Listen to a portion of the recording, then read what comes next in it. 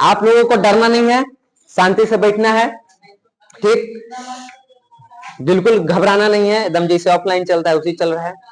आज हम लोग जो पढ़ेंगे, हमारा जो पहला चैप्टर है इतिहास का, उसका नाम है यूरोप में राष्ट्रवाद।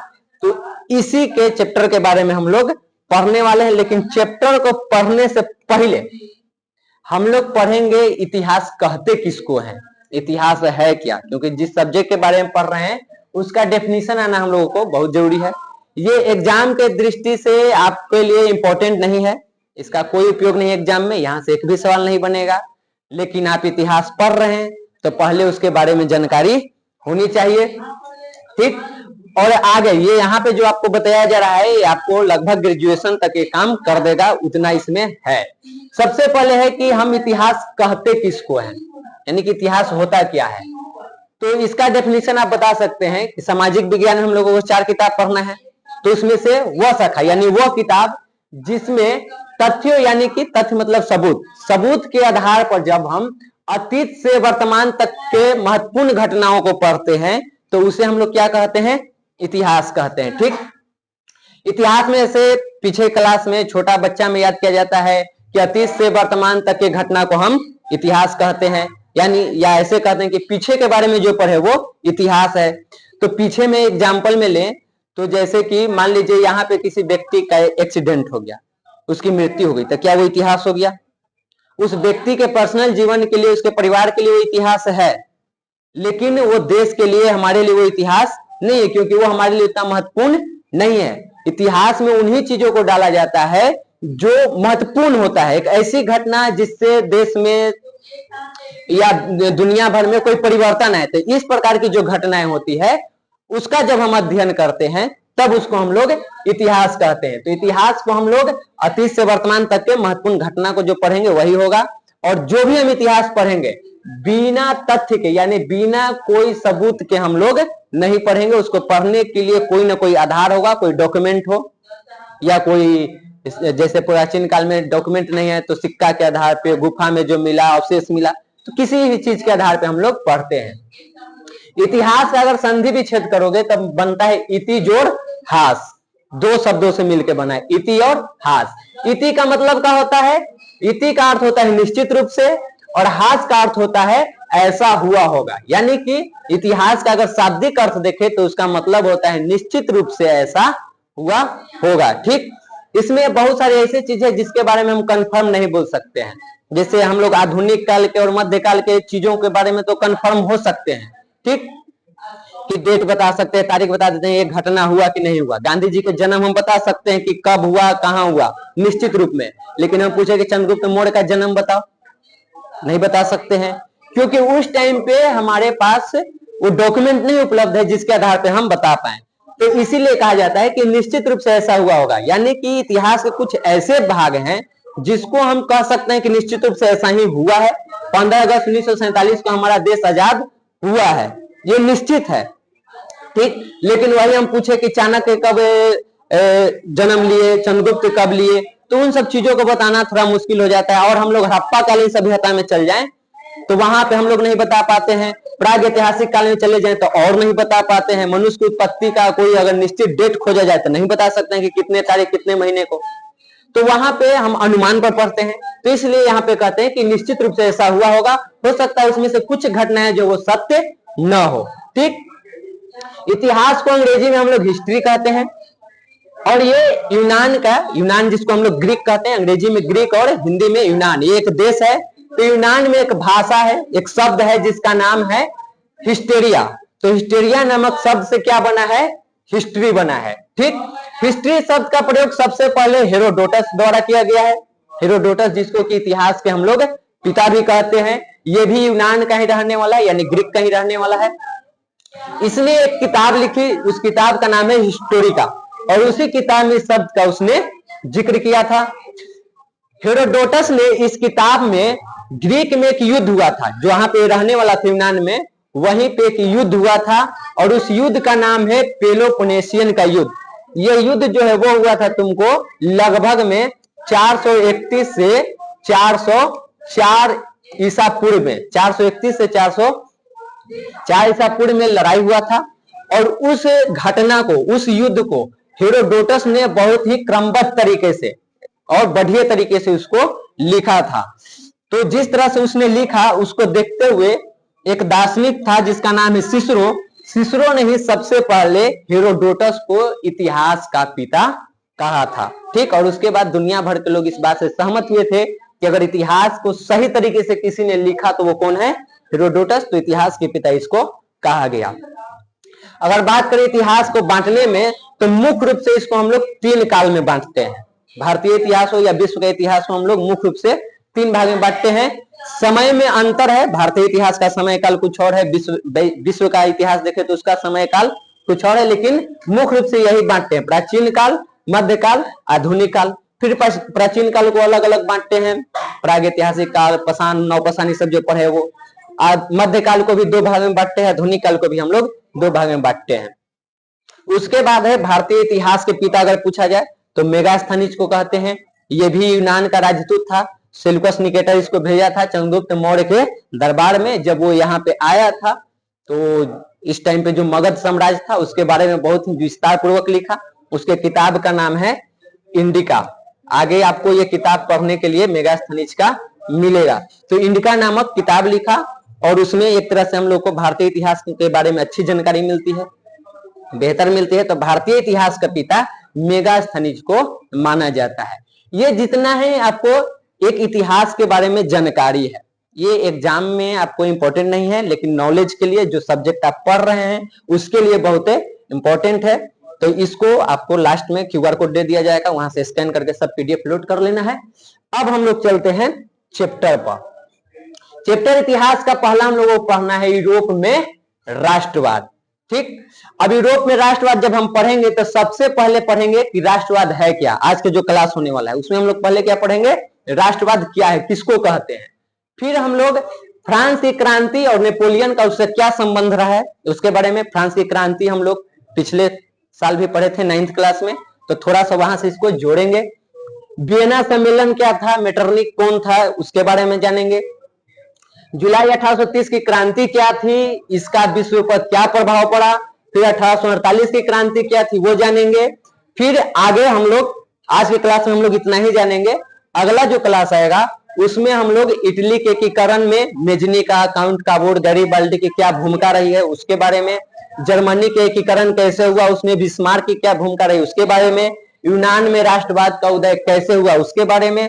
और फिर इस सभी का यूरोप में जो राष्ट्रवाद की जो घटना घटी उससे विश्व पर इसका क्या प्रभाव पड़ा उसके बारे में आगे के 2-3 क्लास में करेंगे। आज जो हम लोग पढ़ने वाले हैं राष्ट्रवाद क्या है, फ्रांसीसी क्रांति और नेपोलियन के बारे में पढ़ेंगे।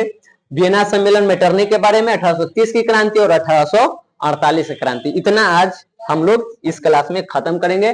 तो सबसे पहले हम लोग देखते हैं कि राष्ट्रवाद होता क्या है।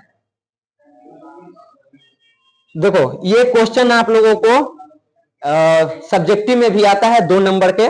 तो डेफिनेशन यही लिख लेना है कि राष्ट्रवाद क्या होता है। अपने राष्ट्र के प्रति चेतना को राष्ट्रवाद कहते हैं। यानी जब आप अपने देश के बारे में सोचने लगे, उसके बारे में बात करने लगे, उसके लिए आपको चिंता होने लगे कैसे मेरा देश बेहतर कर सकता है, तो जब आप में ये चेतना आने लगे, ये सोच आने लगे, या आपको अपने देश से जब लगाव होने लगे, तो इसी को राष्ट्रवाद कहा जाता है। दूसरे शब्दों में कहें तो राष्ट्रवाद एक ऐसी भावना है जो किसी विशेष भौगोलिक, सांस्कृतिक या सामाजिक परिवेश में रहने वाले लोगों में एकता का वाहक बनती है। अगर आप में राष्ट्रवाद की भावना आ जाएगी, भले ही आप किसी भी धर्म के हो, किसी भी जाति के हो, किसी भी लिंग के हो, किसी भी क्षेत्र के हो, लेकिन अगर आप में राष्ट्रवादी भावना आ जाएगी तो आप राष्ट्र के नाम पर एक हो जाएंगे। जैसे भारत में विभिन्न प्रकार के जाति धर्म के लोग रह रहे हैं, लेकिन जब भारत की बात आती है तो लोग अपने बीच के जो भी मतभेद है उसको भूल जाते हैं, पहले किसके लिए कार्य करते हैं, भारत के लिए। तो यही है राष्ट्रवादी भावना, यही है राष्ट्रवाद, कि आप बाकी चीजों को भूल करके और एक हो जा रहे हैं। तो राष्ट्रवाद एक ऐसी भावना होती है जो देश के अंदर रहने वाले विभिन्न प्रकार के जो लोग होते हैं, जो विविधता होती है उसको एक में क्या करता है, वो जोड़ देता है, वो राष्ट्र के नाम पर आपको एक कर देता है। तो यही है तुमको राष्ट्रवाद। इसकी शुरुआत जो है यूरोप से होती है। यूरोप में जब पुनर्जागरण हुआ था, इटली में इसकी शुरुआत हुई थी पुनर्जागरण की, तो उसी टाइम से हो चुका था। लेकिन असल में अगर राष्ट्रवादी भावना की अगर शुरुआत देखा जाए तो जो फ्रांस की क्रांति हुई थी 1789 ईस्वी में, यहां से माना जाता है, ठीक, कि यहां से लोगों में राष्ट्रवादी भावना जगना शुरू हुआ था। हल्का फुल्का यहाँ भी देखने को मिला था, लेकिन असल में कहां से हुआ है, यहां से हुआ है, ठीक। तो यहां से शुरू हुआ है। यहां से आपको 1 नंबर का क्वेश्चन भी ये बन गया, एकदम ऑब्जेक्टिव में पूछता है कि फ्रांस की क्रांति कब हुई, तो 9th में भी पढ़े 1789 में। ये आपको 2 नंबर में आएगा कि राष्ट्रवाद क्या है, ठीक। उसके बाद मेटरनिक चाची उन्ने गेला नेपोलियन है। देखो यहाँ फ्रांसीसी क्रांति और नेपोलियन। फ्रांस के क्रांति पहले थोड़ा सा 9th क्लास में थोड़ा सा जाएंगे, ज्यादा नहीं, और ओकरा बाद नेपोलियन को थोड़ा सा देखेंगे क्या था। फ्रांस की क्रांति हम लोग 9th क्लास में पढ़े थे कि 1789 में हुआ था, और किसके खिलाफ हुआ था, वहां के जो राजा था लुई 16 उसके खिलाफ हुआ। उसको खिलाफ आंदोलन करके उसको सत्ता से हटा करके 21 जनवरी 1793 को फांसी दे दिया गया। जो फ्रांस के राजा था लुई 16 उसको 21 जनवरी 1793 को फांसी दे दिया गया था। और 1792 से 94 तक वहां पे जैकोबियन क्लब के जो नेता थे, जिनका नाम था मैक्सिमिलियन रॉबेस्पियर, सब 9th क्लास में था, उनकी सरकार बनी थी। लुई 16 के हटने के बाद जैकोबियन क्लब की सरकार बनी, और उसमें सरकार में कौन है, मैक्सिमिलियन रॉबेस्पियर। लेकिन जिस प्रकार से इन्होंने शासन व्यवस्था को चलाया, इनके समय को क्या कहा गया था, आतंकी राज। ये सब 9th क्लास में आपको पढ़ना था, आतंकी राज कहा गया था, ठीक। तो जनता इससे भी परेशान थी। बाद में यहाँ पे एक नया संविधान बनाया गया था, इनको भी फांसी पर चढ़ा दिया गया था, रॉबेस्पियर को। उसके बाद एक नया संविधान बना करके फ्रांस में कैसा शासन व्यवस्था लाया गया, गणतांत्रिक शासन व्यवस्था की शुरुआत की गई थी। फिर 1799 में यहाँ पे नेपोलियन बोनापार्ट ने अपने आप को इस फ्रांस का जो गणराज्य यानी फ्रांस का प्रधान घोषित कर दिया था। एक तरह से वहां का शासक कहो, राजा कहो, जो कहो, वो घोषित कर दिया था। और इसने एक बढ़िया काम किया। 1804 में इसने एक विधि संहिता लागू किया, जिसको नेपोलियन संहिता के नाम से भी जानते हैं, जिसमें जो राजे घर रजवाड़े घर के लोग थे, जो विशेषाधिकार लोगों को समाज में मिला हुआ था, जो पादरी थे, राजघराने से लोग थे, उनको जो विशेषाधिकार मिला हुआ था उसको खत्म कर दिया। और किसान और मजदूरों को जो अधिकार नहीं था वो अधिकार उनको दिया गया। तो नेपोलियन संहिता में ये सुधार कौन किया, नेपोलियन बोनापार्ट ने। ये जो है ये नेपोलियन बोनापार्ट की तुमको तस्वीर है। तो ये काम किया था, और यहां से जो ये सुधार किया, इससे किसानों मजदूरों के जीवन में बहुत सारा बदलाव आया था। उसने कहीं ना कहीं अच्छे दिन जो होते हैं, जो अच्छा समय होता है, एक सुखमय जीवन, उसका एहसास किसने कराया था, नेपोलियन बोनापार्ट में। बाद में इस चीज को हटाया जाएगा, जो भी अधिकार दिया है लोगों को उसको क्या किया जाएगा, छीना जाएगा। जब छीना जाएगा तो लोग उसका विरोध करेंगे, और धीरे धीरे उनमें राष्ट्रवादी भावना का और वहां पे जन्म होगा, उनके मन में ये भावना और जगेगी। तो ये था तुमको फ्रांस के क्रांति और नेपोलियन के बीच का संबंध, ये काम किया था।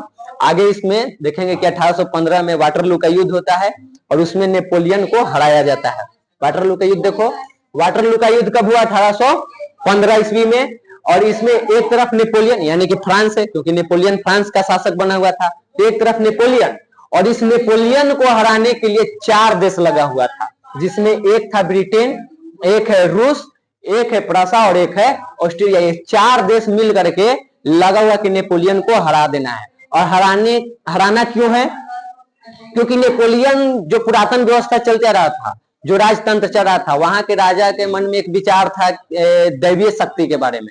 यानी राजा के पास दैवीय शक्ति है, देवता खुद नहीं आ सकते हैं, ईश्वर खुद नहीं आ सकते हैं, तो राजा को भेजा है, तो जो हम कर रहे वो मानो। ऐसे करके एक तरह से जनता का शोषण हो रहा था, तो उन शक्तियों को मानने वाला था। इसमें एक व्यक्ति का आगे नाम आएगा मेटरनिक के।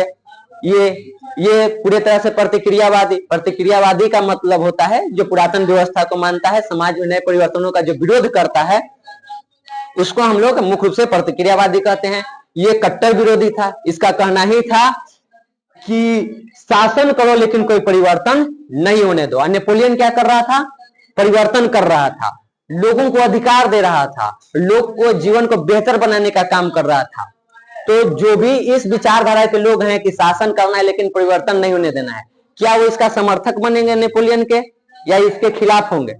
तो ये 4 देश जो है, रूस, ब्रिटेन, फ्रांस और ऑस्ट्रिया, ये चारों इसके खिलाफ थे, लड़ाई हुए। बीच में नेपोलियन की भी कुछ घटना हुई है, थोड़ा सा फ्रांस के लिए अलग, जर्मनी के लिए अलग, इटली के लिए अलग कुछ नीतियां बनाया था, जिसके कारण वहां के लोग भी इसके खिलाफ हो गए थे। और ऐसे करके उन लोगों को मिला करके यहाँ पे ये चार देश मिल करके इससे लड़ा और वाटरलू का युद्ध हुआ 1815 में। और इस युद्ध में नेपोलियन की पराजय हो जाती है, उसने आत्मसमर्पण कर दिया, यानी हार पराजय अपना स्वीकार कर लिया।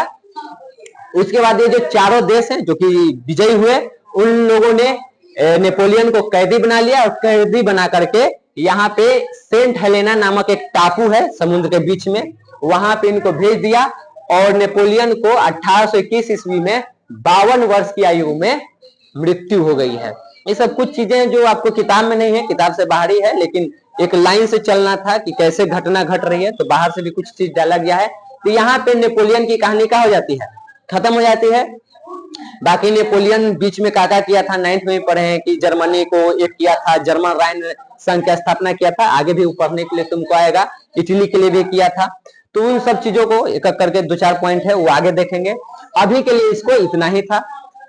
उसके बाद है वियना सम्मेलन। जब ये लोग वाटरलू के युद्ध में विजयी हुए, तो जिन जगहों पे नेपोलियन ने अपना कब्जा कर चुका था, यानी कि अपना शासन स्थापित कर चुका था, उन जगहों पे नया शासन व्यवस्था लाना था। और जब भी कोई युद्ध होता है तो समझौता होता है, संधि होता है, आपसी मीटिंग होता है। अब इन चारों देशों ने मिल करके, कौन कौन, ब्रिटेन, रूस, फ्रांस और ऑस्ट्रिया जो कि विजयी हुए थे, इन चारों ने एक सम्मेलन किया, जिसको हम लोग वियना सम्मेलन या वियना कांग्रेस के नाम से भी जानते हैं। ठीक, वियना कांग्रेस सम्मेलन को या वियना सम्मेलन को। तो यहां से एक सवाल आप लोगों को पूछा जाता है कि वियना सम्मेलन कब हुआ था ऑब्जेक्टिव में, तो कब हुआ है, 1815 में। ठीक, कहां हुआ है, तो ऑस्ट्रिया एक देश था, मेटरनिक यहीं के है। ठीक, मेटरनिक अभी नहीं आया है, तो मेटरनिक यहीं का है। और ऑस्ट्रिया की राजधानी है कौन, वियना। तो अगर ऑब्जेक्टिव में पूछा जाए कि ऑस्ट्रिया की राजधानी कहां थी, तो वियना है। यहीं पे 1815 में ये सम्मेलन हुआ था। अगर सवाल मान लो तुमको आ जाए सब्जेक्टिव में कि वियना सम्मेलन क्या था, तो इतना ही तुमको लिखना है, जो जितना लिखा हुआ है ना इतना लिख देना है, ये 2 नंबर का तुमको हो जाएगा। ठीक, तो वहां पे ये सम्मेलन हुआ।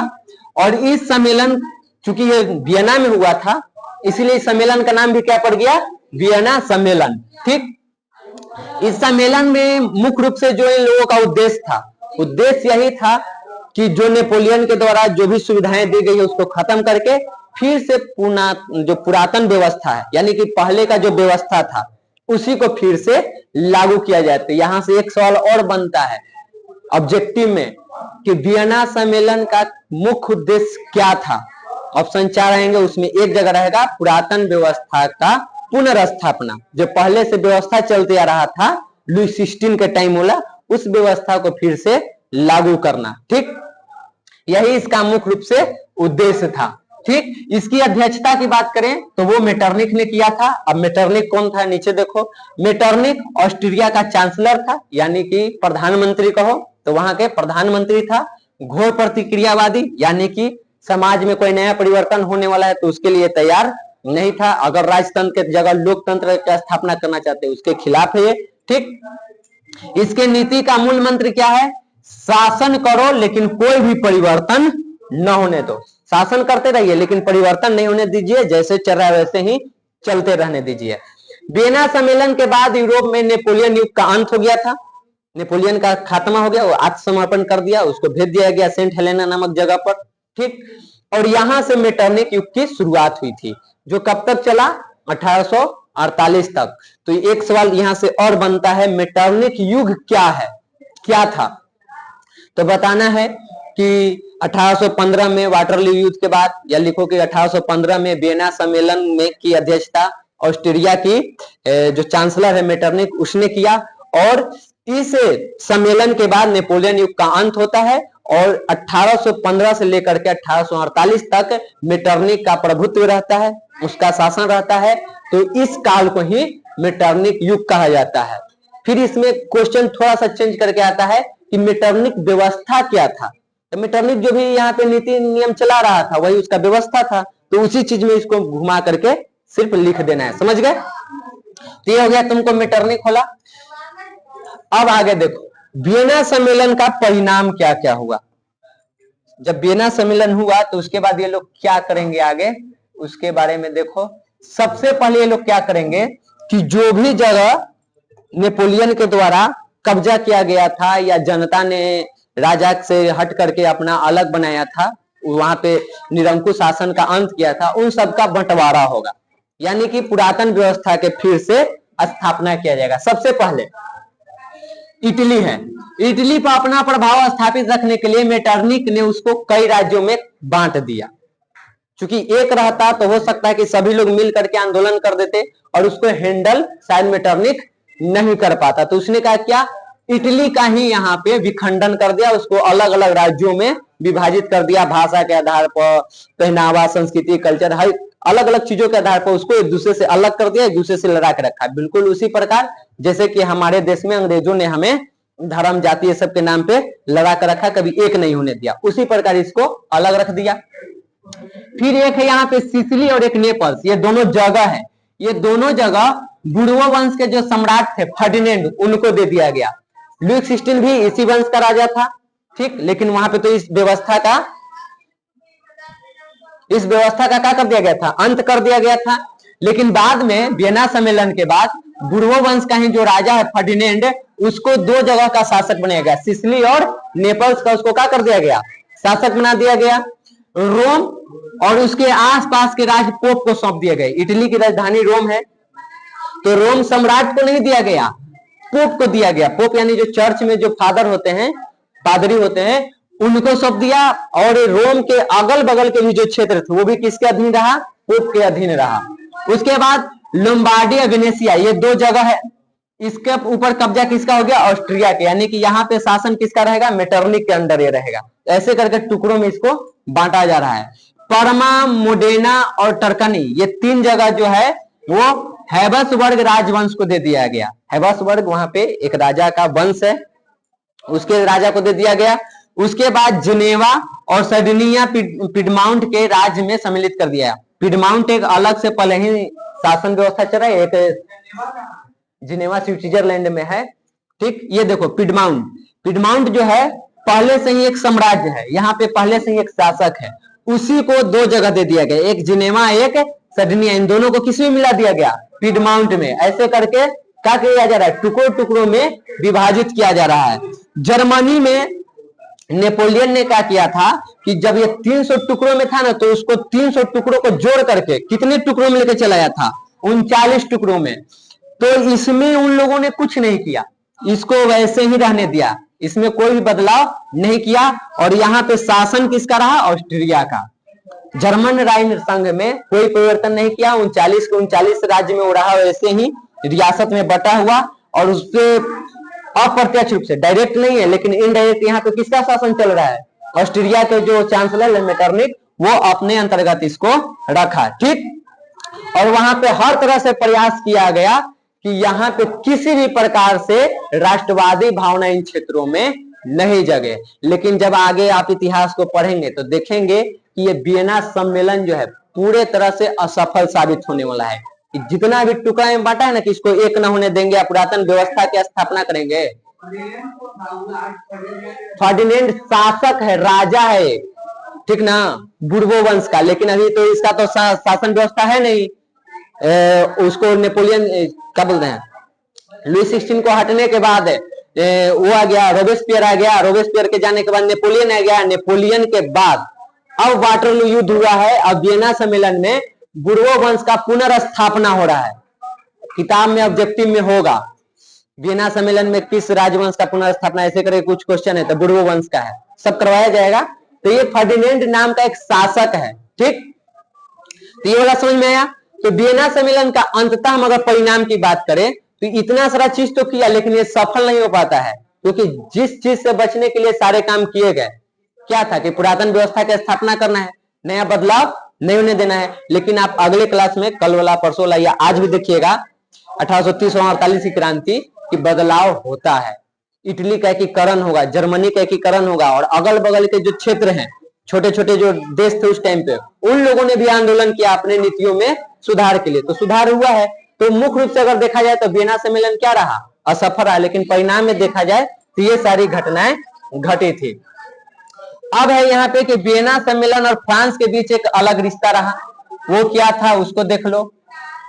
हम लोग देखें कि फ्रांस के क्रांति के बाद वहां पे बुर्बो वंश के शासक को हटा दिया गया था, ठीक, लुई 16 को हटा दिया गया था। आगे देखो, फ्रांस में वियना सम्मेलन के तहत क्रांति के पूर्व की व्यवस्था को स्थापित करने के लिए बुर्बो राजवंश को पुनर्स्थापित किया गया। जो फ्रांस की क्रांति हुई थी उसके पहले वहां पे राजतांत्रिक शासन व्यवस्था था, उसको खत्म करके यहाँ पे लोगों ने एक तरह से संवैधानिक रूप से रॉबेस्पियर की सरकार बनाई थी, लेकिन वो भी असफल रहा। बाद में नेपोलियन आया, उसको भी हरा दिया गया है, और फिर से यहाँ पे पुरातन व्यवस्था यानी कि राजतंत्र को ही स्थापित करने का प्रयास किया गया था। उस टाइम पे फ्रांस के राजा जो है वो लुई 18 को बनाया गया, ठीक, 16, 17, 18, तो लुई 18 को फ्रांस का राजा बनाया गया।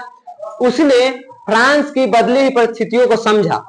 पहले जनता यहाँ पे आंदोलन कर चुकी थी, क्रांति कर चुकी थी, तो उस चीज को समझ रहा था, और लुई 18वां ने क्या किया, फ्रांसीसी जनता पर पुरातन व्यवस्था थोपने का प्रयास नहीं किया, ये मेंटेन करके चला, इधर मेटरनिक के साथ भी और अपने देश के जनता के साथ भी, क्योंकि वो बीच में था।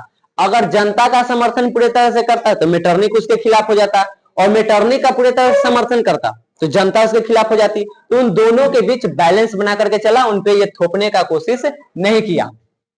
उसने प्रतिक्रियावादी यानी कि जो समाज में सुधार नहीं चाहते थे उनके साथ, और जो सुधारवादी थे जो समाज में सुधार चाहते थे उन दोनों के साथ सामंजस्य स्थापित किया, यानी दोनों के बीच तालमेल बैठा करके रखा ताकि वो सही से शासन चला सके। 1814 ईस्वी को सम्राट की ओर से संवैधानिक घोषणा पत्र जारी किया गया था, जो 1848 ईस्वी तक फ्रांस में चला था। बीच में 1824 में इसी में चार्ल्स दसम नाम के राजा आया था, ये अंतिम राजा रह जाएगा बुर्बो वंश का। तो उसका तो काम खत्म है, हम लुई 18वां को पढ़ रहे हैं। हाँ, तो वंशज तो चल ही रहा था, अब वंशज इसको यहाँ तक आएगा, चार्ल्स दसम तक, ठीक। तो लुई 18वां का काम खत्म, आगे भी इसका शासन काल है, लेकिन इसके नियम में देखो, यहाँ पे 1814 में एक नियम लाया ना, 2 जून 1814 में कुछ सुधार किया संवैधानिक, जिससे कि प्रतिक्रियावादी भी उसका विरोध न कर पाए और सुधारवादी को भी लगे कि सुधार हो रहा है, इस तरह के कुछ नियम लाया। लेकिन 1824 में जब चार्ल्स दसम फ्रांस का राजा बनता है तो वो इसमें परिवर्तन करना चाहता है, क्योंकि ये जो संवैधानिक घोषणा पत्र लुई 18वां जारी किया था उससे वो खुश नहीं था, उसमें कुछ चेंजिंग उसको करना था, क्योंकि उसको लग रहा था कि हम राजा हैं लेकिन राजा वाला शक्ति मेरे पास नहीं है। तो इसमें सुधार करना चाहेगा, और जब वो सुधार करना चाहेगा यानी कि जनता का अधिकार छीनना चाहेगा, सुधार का मतलब यही है, तो जनता वहां पे इसके खिलाफ आवाज उठाएगी और 1830 की क्रांति होगी, ठीक। तो इस तरह से अगर देखा जाए तो वियना सम्मेलन प्रतिक्रियावादी शक्तियों का विजयी तो था, लेकिन ये अस्थायी रूप से नहीं चल पाता है, क्योंकि 1830 में फिर से क्या हो जाता है, क्रांति हो जाता है, जनता उसके खिलाफ हो जाता है। हाँ, आ रहे उसी पर है, कहा 1830 की क्रांति क्यों हुआ, किसने किया, कर तो रहा है मुख्य रूप से जनता, लेकिन क्यों हो रहा है वो जानो, ठीक, होने के पीछे कारण क्या है। जुलाई 1830 की क्रांति क्या था, चार्ल्स दसम एक निरंकुश शासक, प्रतिक्रियावादी शासक था, जो कोई बदलाव नहीं चाहता था, बुर्बो वंश से है, अंतिम शासक है ये, ठीक। हाँ, लुई 16 के वंशज है बुर्बो वंश में, ठीक। इसने फ्रांस में उभर रही राष्ट्रीयता तथा जनतंत्रवादी जो भावना था उसको दबाने का काम किया कि लोकतंत्र की स्थापना न हो पाए, लोग यहाँ पे जनता जो है अपने अधिकार की मांग न किए। उसने अपने शासनकाल में संवैधानिक लोकतंत्र की राह में कई गतिरोध उत्पन्न किए, उसको कम करने का प्रयास किया, उसमें रुकावट डाला, और इसने एक काम और कर दिया, इसने अपना एक प्रधानमंत्री बनाया। उस प्रधानमंत्री का नाम था पोलिगनेक, ठीक। तो पोलिगनेक को इसने अपना प्रधानमंत्री बनाया। पोलिगनेक जो कि एक नंबर का प्रतिक्रियावादी, इसी के जैसा, वो लुई 18वां द्वारा जो भी शासन व्यवस्था स्थापित किया गया था उसका समर्थन वो नहीं करता था, और इधर राजा भी निरंकुशवादी, प्रतिक्रियावादी, और प्रधानमंत्री भी उसको कैसा मिल गया, प्रतिक्रियावादी। अब ये दोनों मिलकर के तबाही मचाएगा, कुछ नियम में सुधार करेगा, यानी कि जनता के अधिकार को छीनने का प्रयास करेगा। तो इसी को देखते हुए यहाँ पे क्या किया कि जो भी यहाँ के लोगों को, फ्रांस के लोगों को, जनता को जो भी अधिकार मिला हुआ था उसको वो खत्म करने का प्रयास किया। उसने अध्यादेश जारी किया, ठीक, जिसमें इन जनता के अधिकारों को खत्म करने का कोशिश किया। अब जैसे ही वहां पे ये घटना कब का है, तो 25 जुलाई 1830 को 4 अध्यादेश उसमें जारी किया जाता है। 4 अधिकार लोगों को, जिसे वोट देने का अधिकार छीन लिया जाता है या बाकी के जो भी अधिकार दिए गए थे उसको, वो सब चीजों को यहाँ पे छीन लिया जाता है। जैसे ये काम किया गया, जनता को लगा कि ये तो सीधे मेरा जीवन जीने का ही अधिकार छीन रहा है। तब जनता ने फिर से यहाँ पे क्रांति करना शुरू कर दिया था और एक बार फिर से पेरिस में क्रांति होने लगती है और फ्रांस में 28 जून को, 25 को जारी किया और 28 जून को फ्रांस में गृह युद्ध की स्थिति बन जाती है। वहां पे गृह युद्ध हो जाती है और ये जो घटना घटी, इसी घटना को हम लोग क्या कहते हैं, जुलाई 1830 की क्रांति कहते हैं। ये जो चार्ल्स दशम के द्वारा जो किया गया ना, उसके खिलाफ जनता जो आवाज उठाई, तो उसी को हम लोग 1830 की क्रांति कहते हैं। इस क्रांति के बाद चार्ल्स दशम को अपना गद्दी छोड़ना पड़ा, यानी कि राज जो गद्दी है वो त्याग करना पड़ा और वो इंग्लैंड चला गया। वहां से भाग करके कहां चला गया, इंग्लैंड। और इस प्रकार यहाँ पे बुर्बो वंश का पूरे तरह से क्या हो गया, खात्मा हो गया। लुई 1618 जो भी आया चार्ल्स दशम के बाद, अब यहाँ पे अब तक कोई बुर्बो वंश का शासक नहीं है, काम इसका खत्म हो गया। तो इस तरह से फ्रांस में जुलाई 1830 की क्रांति का परिणाम देखें तो बुर्बो वंश का यहाँ पे अंत हो जाता है और एक नया वंश की शुरुआत होता है, उसका नाम है आर्लियंस वंश। और इस वंश में एक शासक है जिसका नाम है लुई फिलिप। इसको फ्रांस के राजा बनाया गया। बुर्बो वंश का अंत हो गया 1830 में। चार्ल्स दशम गद्दी छोड़ के भाग गया इंग्लैंड। तो अब कोई तो शासन चलाने वाला चाहिए, तो शासन चलाने के लिए कौन आया है, लुई फिलिप। लुई फिलिप किस वंश का शासक है, तो आर्लियस वंश का ये शासक है। इसी को बनाया गया। जब ये राजा बना, जनता ने भी इसको चुना, तो अब इसके कारण भी 1848 की क्रांति होगा। आगे जब हम इसको देखेंगे तो ये एक ऐसा व्यक्ति था जो महत्वाकांक्षी था। वो अमीरों के साथ भी रहना चाह रहा है, उसको अपने साथ रखना चाहता है, उसके साथ उठ बैठ करना चाहता है और चाहता है कि जनता भी मेरे साथ रहे। दोनों में तालमेल नहीं बैठता है और इसके कारण भी क्रांति होगा। तो यहाँ पे देखो, तो जैसे ये शासन में आया, उदारवादी विचारधारा के था, उसने पत्रकारों को बहुत सारी छूट दी, पेरिस के जनता को कई सारे, यहाँ पे सभी लोग, यहाँ पे जो भी उदारवादी विचारधारा के थे, पत्रकार थे, पेरिस के जनता, इन सभी के समर्थन से सत्ता में आया था। तो समर्थन से सत्ता में है तो उसके लिए आपको काम तो करना ही पड़ेगा, ठीक। तो कई सारे ये काम भी किया था। काम देखो इसने क्या किया, 1830 के क्रांति के प्रभाव पहले देख लो, फिर उसके हम लोग देखेंगे कि इसने काम क्या किया था। पहले देखते हैं कि इसका प्रभाव क्या पड़ा 1830 के क्रांति का, फिर 1848 की क्रांति देखेंगे कि क्यों हुआ। तो 1830 के क्रांति का प्रभाव में देखो तो यहाँ पे राज्य सत्तावादी का प्रभाव कम हो रहा था, यानी जो वियना सम्मेलन में पुरातन व्यवस्था का स्थापना करने का जो प्रयास किया जा रहा था, 1830 में जनता ने उसके खिलाफ आवाज उठा करके इसको क्या किया, उसको कम कर दिया। ये साबित कर दिया कि वियना सम्मेलन की जो उद्देश्य है वो पूरा नहीं हो सकता है, जनता जागरूक हो चुकी है। वास्तव में यह क्रांति जो है वो मध्यम वर्ग और लोक संप्रभुता के सिद्धांतों की देन थी। मध्यम वर्ग के लोग ही आंदोलन चला रहे थे। इस क्रांति ने फ्रांसीसी क्रांति के सिद्धांतों को पुनर्जीवित कर दिया था। जो 1789 में जो क्रांति हुआ था, वहां पे जो सिद्धांत थे, जो मांग थे, उसको फिर से जीवित कर दिया। वियना कांग्रेस के उद्देश्य को बिल्कुल जीरो साबित कर दिया, कोई मूल्य उसका नहीं रहा, निर्मूल सिद्ध कर दिया, यानी मतलब उसका कोई अर्थ नहीं रहा। पूरे तरह से उस सम्मेलन को ये 1830 की क्रांति ने असफल कर दिया। जो उद्देश्य रखे थे कि हम पुरातन व्यवस्था स्थापित करेंगे, उसको जनता ने क्या किया, नकार दिया, ठीक। इसका प्रभाव बाद में पूरे यूरोप को पड़ता है।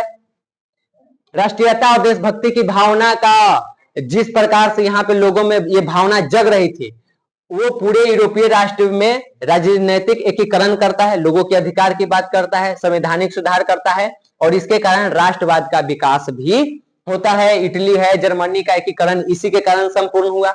यूनान, पोलैंड, हंगरी, सब छोटे छोटे जो देश थे, इनका भी एकीकरण यहाँ पे हो जाता है।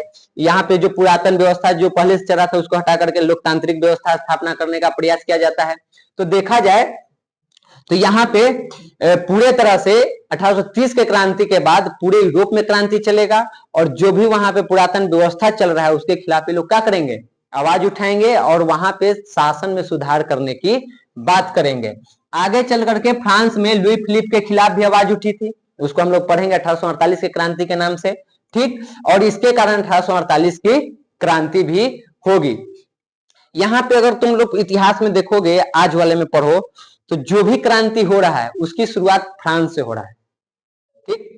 और इसीलिए मेटरनिक ने एक बार कहा था, ये तुमको बीटीबीसी में नहीं है, भारतीय भवन की किताब में है, कि फ्रांस जब छिपता है ना तो बाकी यूरोप को सर्दी जुकाम हो जाता है। यानी कि फ्रांस में अगर क्रांति हुआ तो यूरोपीय देश में क्रांति होना निश्चित है, होगा ही होगा।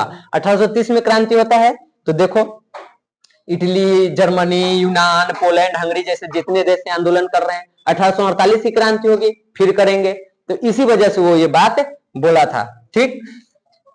तो आगे देखो 1848 की क्रांति कहानी का है, थोड़ा सा और है, उसके बाद खत्म हो जाएगा। लुई फिलिप एक उदारवादी व्यक्ति है, शासक है, बढ़िया बात है, उदारवादी होना चाहिए। उदारवादी मतलब जो लोगों की भलाई के लिए सोचता हो, लेकिन साथ ही वो बहुत महत्वाकांक्षी भी था और यही उसका शत्रु बन गया। उसने अपने विरोधियों को खुश करने के लिए स्वर्णिम मध्यम वर्गीय नीति का अवलंबन करते हुए सन 1840 में गीजो को प्रधानमंत्री नियुक्त किया। गीजो नाम के एक व्यक्ति को अपना प्रधानमंत्री बनाया। यानी कि देखो होता यह है, अगर तुम किसी का समर्थक बनोगे तो ऑटोमेटिक तुम किसी न किसी का वहां पे विरोधी भी बन जाओगे। अभी हम कह देना कि हम मोदी जी को मानते हैं, कांग्रेस वाला कहेगा कि हमारा विरोधी है, कांग्रेस को मान्यता कहेगा उसका विरोधी है। यानी कि किसी एक के पक्ष में गए तो दूसरे का विरोधी हो जाएंगे, ठीक। यहाँ पे वही हाल था। ये उदारवादी विचार का शासक है, यानी कि जनता के लिए काम करेगा। तो जैसे ही जनता के लिए काम करेगा, जो अपर के हैं, जो राजघराने से आते हैं, जो पादरी लोग हैं, वो लोग क्या हो जाएंगे, राजा के विरुद्ध हो जाएंगे। अब ये चाहता था कि हम इधर से भी सही रहे और इधर से भी सही रहे। गौवा में कहावत है ना, दुल्हवो के चाची और कन्याओं के चाची। अब दोनों के कोई चाची बन सकता है, दुल्हा कन्या दोनों के, तो एक एक चाची बनेगा। ये बेचारा चल दिया, दुल्हों के चाची बने और कन्याओं के चाची बने, और वही इसके लिए घातक हो गया, ठीक। तो यहाँ पे उसको खुश करने के लिए क्या करता है, गीजो को प्रधानमंत्री बनाता है। गीजो प्रतिक्रियावादी व्यक्ति है, वो किसी प्रकार के परिवर्तन नहीं चाहता है। अब जब गीजो के प्रधानमंत्री बनाएगा तो जो भी इसके विरोधी वो क्या हो जाएंगे, खुश होंगे कि चलिए हमर सोच वाला कोई व्यक्ति को प्रधानमंत्री बनाया। अब जैसे ही प्रधानमंत्री बना, इसने कई सारे सामाजिक सुधार इन सबके विरुद्ध नियम कानून बना दिया। जो भी अधिकार मिला हुआ था उसके खिलाफ नियम बना दिया। लुई फिलिप ने पूंजीपति पर को साथ रखना पसंद किया, जिसके शासन के कार्यों में अभिरुचि नहीं थी। वैसे लोगों को ही अपने साथ रख रहा था जो अमीर घराने से थे, पूंजीपति वर्ग के थे, और उनको शासन व्यवस्था से कोई लेना देना नहीं था। तो जब उसको शासन में कोई अभिरुचि नहीं है तो उसके लिए वो काम कहां से करेगा। यहाँ पे कोई टीचर को पढ़ाने का मन नहीं है, कोई व्यक्ति को हम कहेंगे तुम पढ़ाओ, तो पढ़ा पाएगा, वही ना पढ़ा पाएगा। जिसको पढ़ाने में इच्छा है, उसको अच्छा लगता है, उसके लिए जुनून का काम है, तो एनर्जी के साथ पढ़ाएगा। किसी को ये काम नहीं है, किसी को गाना गाना पसंद है, हम कहेंगे चलो आओ पढ़ाओ, पढ़ा पाएगा कभी। और वैसे व्यक्ति को हम अपने साथ रखें तो क्या ये संस्था चल पाएगा, खत्म हो जाएगा कि नहीं, ये हमारा भाई है, ये हमारा दोस्त है, तो इसको दे देते हैं, भले कुछ और करता है, रुचि हो चाहे ना हो, आओ पढ़ा दो, कर पाएगा, नहीं कर पाएगा। तो उसी प्रकार यहाँ पे पूंजीपति को साथे रखा, उसका कोई मतलब नहीं था। उसके बाद पूंजीपति वर्ग पहले से ही अल्पमत में थे, यानी कम संख्या में थे। ज्यादा संख्या में वहां पे मध्यम वर्ग के लोग हैं, मजदूर वर्ग के लोग हैं, और उन्हीं को आप साथ नहीं रख रहे हैं, तो यहाँ पे एक गड़बड़ी हो गई। उसके बाद लुई फिलिप के पास किसी भी प्रकार का सुधारात्मक कार्यक्रम नहीं था। कैसे हम नीति में सुधार करें, कैसे जनता के अधिकार की बात करें, इसके लिए कोई इसके पास कार्यक्रम मैनिफेस्टो नहीं था कि जनता को बताए कि हम आपके लिए क्या करने वाले हैं। विदेश नीति भी उसकी बहुत कमजोर थी, विदेशों के साथ भी अच्छा संबंध उसका नहीं हो रहा था, अच्छा संबंध स्थापित नहीं हो रहा था। उसके बाद देश में जब लुई फिलिप शासक था उस टाइम पे भूखमरी और बेरोजगारी भी बहुत ज्यादा बढ़ गई थी, जिसकी वजह से गीजो की आलोचना होने लगी, क्योंकि वही यहाँ पे प्रधानमंत्री था, तो गीजो की आलोचना हुई। सुधारवादियों ने, जो देश में सुधार चाहते थे, उन लोगों ने 1848 में 22 फरवरी 1848 को पेरिस में एक जगह है, पेरिस में एक व्यक्ति है थियर्स, उस व्यक्ति के नेतृत्व में विशाल भोज का आयोजन किया। जब भूखमरी आया तब भोजन का आयोजन किया कि हम आपका भंडारण करते हैं, ठीक। तो ये व्यवस्था किया गया, जगह जगह पर उस दिन अवरोध लगाए गए। लुई फिलिप को गद्दी छोड़ने के लिए मजबूर किया गया, उसके खिलाफ आवाज उठने लगा, और 24 फरवरी 1848 को लुई फिलिप को अपना गद्दी छोड़ना पड़ा, और ये भी व्यक्ति कहां भाग गया, इंग्लैंड चला गया। समझ गए यहां तक। तो ये क्रांति हुआ। अब यहाँ पे हुआ कि जो भी हम राजा को ला रहे हैं वो सही कार्य नहीं कर रहा है तो करे क्या? तो नेशनल असेंबली ने गणतंत्र की घोषणा की कि अब हम गणतंत्र की स्थापना करेंगे, चुनाव करेंगे, और जो भी 21 वर्ष से ऊपर के लोग थे उनको, पुरुषों को, महिलाओं को नहीं है, किसको है? सिर्फ पुरुषों को वोट देने का अधिकार दिया गया। और यहाँ पे काम के अधिकार की गारंटी दी गई कि आप सरकार चुनिए, आपको रोजगार हम देंगे, जब रोजगार आएगा तो इनकम होगा तो भूखमरी की जो समस्या है वो खत्म होगी। हाँ वही समझो। उसके बाद देखो, गणतंत्रवादियों का नेता लामार्टिन एवं सुधारवादियों का नेता लुई बेला था। अब यहाँ पे दो व्यक्ति है, एक गणतंत्रवादी मानने वाला, उसमें जो व्यक्ति है मुख्य रूप से वो है लामार्टिन, और एक है सुधारवादी वाला, उसमें जो व्यक्ति है वो कौन है? लुई बेला। अब इन दोनों में जमा नहीं, गणतांत्रिक शासन व्यवस्था की स्थापना तो करना चाह रहे हैं, लेकिन ये दोनों व्यक्ति को एक दूसरे से नहीं जमा, दोनों एक दूसरे के विरुद्ध हो गए, दोनों में मतभेद हो गया, दोनों एक दूसरे के विरुद्ध हो गए। और तब इसको भी खत्म करके फिर से क्या लाया गया? Louis Napoleon. एक लुई 1618 अलग है, नेपोलियन बोनापार्ट अलग है, लुई नेपोलियन अलग है। कहा कि नहीं, गणतंत्र नहीं, हम फिर से क्या रखेंगे? राजतंत्र रखेंगे। और फ्रांस के सम्राट किसको बनाया गया? लुई नेपोलियन को फिर से सम्राट बनाया गया। बनाना था क्या चीज? गणतंत्र की स्थापना करना था, लेकिन हुआ क्या? दोनों में मतभेद होने के कारण किसको चुना गया? लुई नेपोलियन को, कि आप ही फ्रांस के सम्राट बनिए।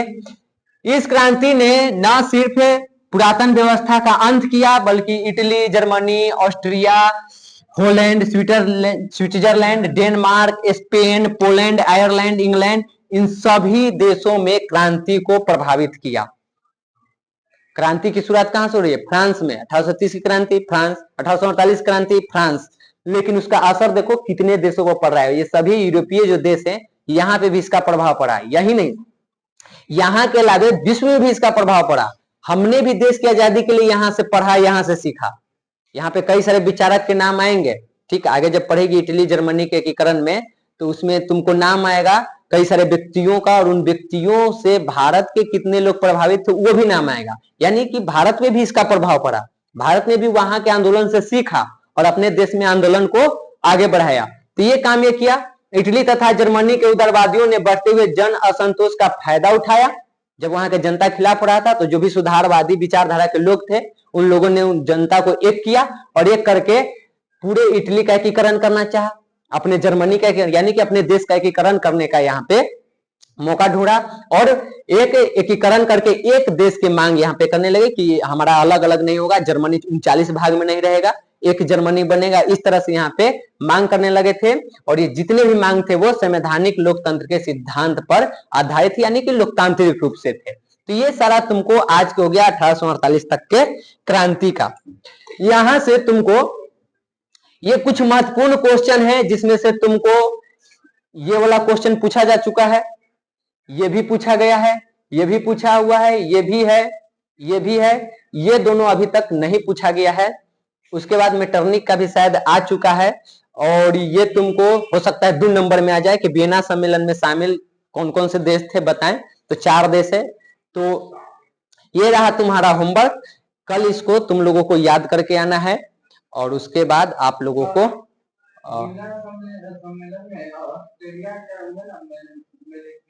मेटरनिक, ऑस्ट्रेलिया नहीं, ऑस्ट्रिया, ऑस्ट्रिया के जो शासक थे मेटरनिक, वो उसकी अध्यक्षता किए थे। ये भी सवाल पूछा जाता है कि वियना सम्मेलन की अध्यक्षता किसने की? मेटरनिक ने। अभी ये कुछ होमवर्क है, बाकी फिर आपको मिलेगा, तो ये सब आप लोगों को नोट कर लेना है। अभी कीजिएगा कि वीडियो में से कीजिएगा? ठीक है, तो इसका QR कोड जो है नेट जोड़ा हुआ नहीं है, बोलिए तो नीरज सर को नेट जोड़ने के लिए जाके बोलो ना, उसके बाद QR कोड दे देते हैं। हाँ मोबाइल है तो अभी यहाँ से नोट करो, बैठ के क्या कर रही है? टेस्ट है तो हम निकलेंगे तब ना टेस्ट होगा, हम क्लासे में टेस्ट होगा।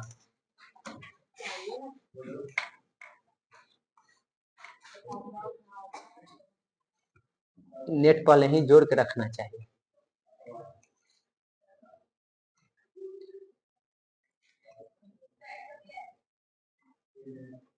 चलो यहाँ पे अब तुम लोगों को क्या करना है, घरे जिसके पास फोन है, जितना भी पढ़ा है वो सब पीडीएफ के रूप में ऐसे ही तुम्हारे मोबाइल पर आ जाएगा। खाली यहाँ पे जो एक क्यूआर कोड आने वाला है ना, उसको अपना मोबाइल में वीडियो देखेगा, लास्ट में वाला स्क्रीनशॉट, या हम यहाँ से क्यूआर कोड ग्रुप में डाल देंगे, वहां से ले लेना है।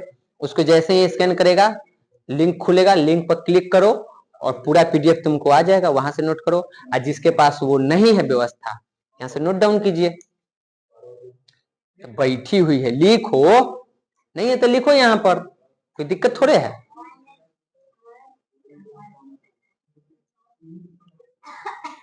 तो यहाँ लिखो ना, 10 गो तो क्वेश्चन है, शॉर्ट में ऐसे लिखो, बाकी जो छूटेगा शांति रहिए, अभी क्लास चल रहा है, बंद नहीं हुआ है। बाकी जो छूटेगा वो टेस्ट में आपको आ जाएगा, वहां से कंप्लीट कर लेना है। टेस्ट में एक भी क्वेश्चन नहीं छोड़ा जाएगा, लगभग सबको कंप्लीट किया जाएगा। टाइम ले रहा है एक्सपोर्ट होने में।